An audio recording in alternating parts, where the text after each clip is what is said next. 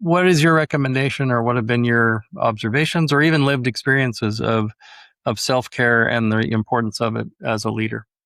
Yeah, I see it personally. I also see it in my team. It seems like our sector attracts people who either are like people pleaser, or they're really trying hard to, like, they're trying to change the world, or they got a perfectionist isn't quite the right word, but they're just going to be all in.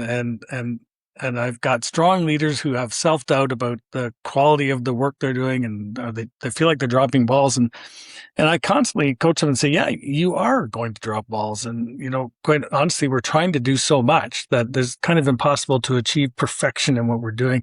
So you have to give yourself permission, to not achieve perfection. It's a challenge that I've had with the board as well, over the years, but we've found a good pace where, sometimes you can get the board every year where you're doing the budget, it's like, oh, let's grow by 12, 15%, and we all say, well, I don't know if that's possible, but, in an ideal scenario, a best case scenario, we can probably make it happen. So then you set this budget that, no one's going to hit. And in our case, for 3 or 4 years, we would raise record amounts of funding. So it felt like a great win, but we missed the budget, by a few $100,000. So then it's a fail. And that was demoralizing for the team. So one of the agreements I have with the board chair in our current strategic plan is that we're intentionally making our annual growth targets achievable. So it's a under promise, over deliver scenario, so that we're still seeing growth. And, you do that 3, 4, 5 years in a row, and you will see some significant cumulative growth.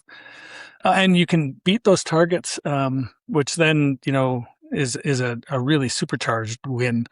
The other kind of reality in all of this, when I first started, I think I had several key staff who hadn't taken vacation in like 4 years.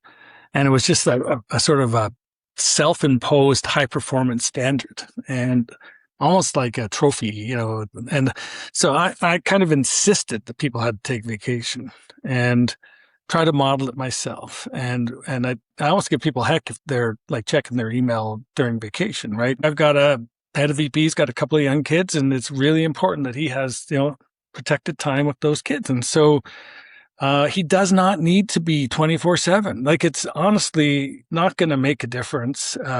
It's probably going to make us go backwards if you try and do that. So do what you can do, keep it sustainable. This idea that everyone's got to be working 60, 70-hour weeks is, I think, mostly ego. And I think you need to work smart. Try to keep it fun. And, you got this great mission that you're engaged in. So stay focused on that and stay healthy for the long run.